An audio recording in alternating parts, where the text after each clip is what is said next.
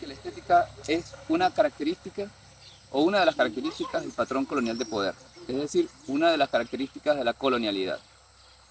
Estamos viendo que la estética es una mediación entre los patrones de poder colonial y la realidad o las realidades. Estamos viendo que es la forma en que se concreta en nuestras vidas cotidianas la raza, el sistema sexo-género, la clase y la religión de la cristiandad. Es la forma en que aparece. Y decimos que es la máscara blanca sobre las pieles del mundo. Decimos que la estética entonces es un marco categorial inventado por la modernidad, sería nuestra propuesta, lo que se nos viene apareciendo, que es consecuencia de la modernidad y que es un marco categorial inventado por los alemanes en el siglo XVIII en una tradición que viene de la cristiandad y que a partir de Baumgarten y Kant se consolida como eso, como un marco categorial, es decir, como un horizonte de existencia, como un horizonte de sentido, para la producción de la específica subjetividad de la modernidad, o para terminar de concretar la producción de la subjetividad de la modernidad, sobre todo en ese periodo en el que el poder de Europa viaja del sur hacia el norte y que culmina en la obra teórica de Kant, Hegel y Humboldt, es decir, en eso que a veces llamamos el poder epistémico de Alemania, que se globaliza, se mundializa con la Revolución Romántica. Entonces, en este curso vamos a ver la genealogía de la estética, entendida entonces esa genealogía como un horizonte de sentido que se concreta en lo que hemos estado llamando el ego estético. Se concreta en el siglo XVIII gracias a los alemanes, que lo tematizan como percepción sensible, como un tipo de inteligencia de la sensibilidad, y que a nosotros nos parece más bien termina de consolidar lo que estamos llamando el ego estético, que sería algo así como la tercera pata de la mesa de la subjetividad de la modernidad, ¿no? La tercera pierna del proyecto civilizatorio moderno y colonial, que junto al ego cogitans y al ego conquiro harían como los tres elementos fundantes de la subjetividad y de la intersubjetividad de la modernidad. De entrada, lo que vamos a estar planteando es que entonces la estética no es una facultad humana, sino que más bien es un marco categorial, y en esto vamos a insistir, inventado por los alemanes en el siglo XVIII, que no tiene ninguna posibilidad de conducir a un proyecto emancipatorio y menos de conducir a proyectos de liberación. Tiene, eso sí, la posibilidad, al parecer, de producir contenidos emancipatorios, pero no por ello tiene la posibilidad de conducir a un proyecto de liberación, o ser parte de un proyecto de liberación. Sino que al parecer se trata de uno de los marcos categoriales de la modernidad, de los más duros de roer, de los más difíciles de identificar y de caracterizar y por ende de trascender. Porque lo que estamos viendo es que el horizonte de vida que produce la estética actúa de tal forma, tan finamente en las subjetividades y constituye de tal forma las intersubjetividades que pareciera que no hubiera otro horizonte existencial más allá que el de la estética. Incluso vemos que en los proyectos de liberación, de los teóricos y teóricas de los debates descoloniales y incluso del pensamiento crítico del siglo XX, se insiste en la posibilidad de algo así como una estética de la liberación, o una estética crítica o emancipatoria, pero lo que vemos es que eso siempre se genera o se propone dentro de los mismos límites genealógicos que producen los alemanes en el siglo XVIII. Los límites genealógicos de la estética que están producidos por los alemanes en ese periodo, y lo que estamos como viendo, que nos estamos revisando, es que, estos debates descoloniales, o al menos los debates del primer giro descolonial, y lo que hemos visto también como casi que un patrón en los pensadores y pensadoras del pensamiento crítico del siglo XX, es que no se ve que la estética es un horizonte de sentido, una zona de poder construida por la modernidad, sino que más bien se cree que, digamos, como bien está enunciado en su genealogía alemana, se cree que la estética es parte de la naturaleza humana, e incluso se tematiza como parte constitutiva de la vida misma, y no como a nosotros nos parece que en verdad es una característica, una de las características del patrón colonial de poder, del patrón de poder de la modernidad. Una característica que al parecer se oculta tan finamente en sí misma que pasa por ser, o que se tematiza como una facultad humana transhistórica. E incluso vemos que pensadores y pensadoras del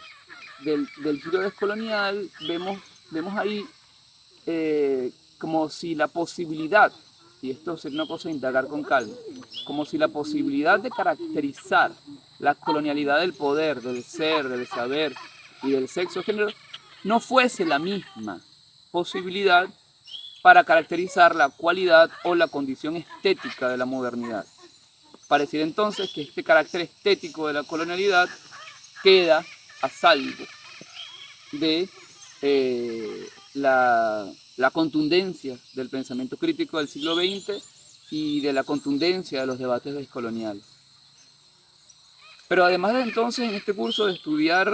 la genealogía de la estética, veremos también cómo la estética opera en las realidades, como mediación, como decíamos antes, y cómo está constituyendo nuestras cotidianidades hasta en las formas más sencillas y más concretas de nuestra vida diaria. Por eso decimos que estamos planteando que la estética es una mediación mística, es un tipo de característica de la colonialidad que opera como una mediación mística. Mística porque se trata de un marco categorial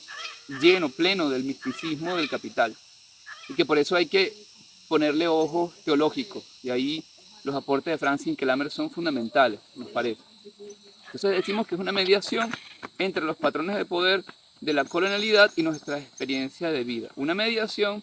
que está constituyendo cada instante nuestras subjetividades, nuestros gustos, nuestros deseos, nuestros placeres, nuestra digestión,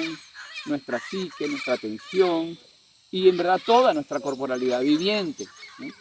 Nuestras relaciones con la realidad, nuestro contacto con la realidad y nuestro contacto con el cosmos. Entonces, decimos que es una mediación, por eso, a través de la cual operan la raza, el supremacismo blanco, el sistema heterosexo-género, la producción de empobrecimiento, la división social e internacional del trabajo y la religiosidad del proyecto histórico de la cristiandad. Una mediación que opera, y vamos a insistir en esto, como un horizonte existencial que genera dispositivos de captura de la atención, entre otras cosas, ¿no? Y que pone la atención al servicio de la reproducción de los horizontes de vida de la modernidad, ¿no? Por ende, de los horizontes de la subjetividad de la modernidad. Entonces, una de las conclusiones a las que estamos llegando es que la estética es en verdad un gran distractor. Así terminamos de definirlo, que opera concretando los patrones de poder de raza, sexo, género, clase y religión de la modernidad de la cristiandad. Y cerraremos el curso con la insistencia en la posibilidad de cultivar lo que hemos venido llamando con mucha gente las artes de la atención. Artes no en un sentido estético, sino en un sentido más bien original y amplio y antiguo de esa palabra, ¿no? O sea, artes no en el sentido de las artes de la modernidad, que además veremos que el concepto de arte de modernidad es un dispositivo secularizador de las estructuras de poder de la cristiandad. Es una cosa que queremos como indagar en eso y profundizar en eso. Cómo el concepto de artes de la modernidad está funcionando siempre secularizando. Es una mediación secularizadora de las estructuras y los patrones de poder de la cristiandad, sino que más bien hablaremos de arte en el sentido de ars, en el sentido de techné, en el sentido de técnicas, y las que nos interesan son las técnicas para la reproducción de la vida perdurable. Que no se clausuran esas técnicas en la música, en la danza, en el teatro, en la producción de imágenes visuales, etc. Tampoco en el concepto de percepción sensible, como planteó falsamente la estética en su tradición desde el siglo XVIII para acá, sino más bien veremos nociones de técnicas o de arte más amplias, vinculadas a lo que estamos identificando como artes de la atención, artes del estar, y que estamos aprendiendo de realidades de comunidades originarias amazónicas, y en las realidades también de los pueblos campesinos venezolanos. Y por eso vamos entonces en el curso, vamos a echar mano de algunos mitos de origen de los pueblos amazónicos, pero también entonces en prácticas de vida como el conuco y la construcción de comunidades de vida desde el conuco, que nos están mostrando la posibilidad de recordar que existen técnicas en nuestros territorios para la recuperación del estar en el mundo, del existir en el mundo con plenitud, que incluso nos atrevemos a decir que son técnicas que nos colocan más allá de la noción de ser y que son transontológicas y sin duda nosotros lo que estamos viendo es que nos permiten tener claridad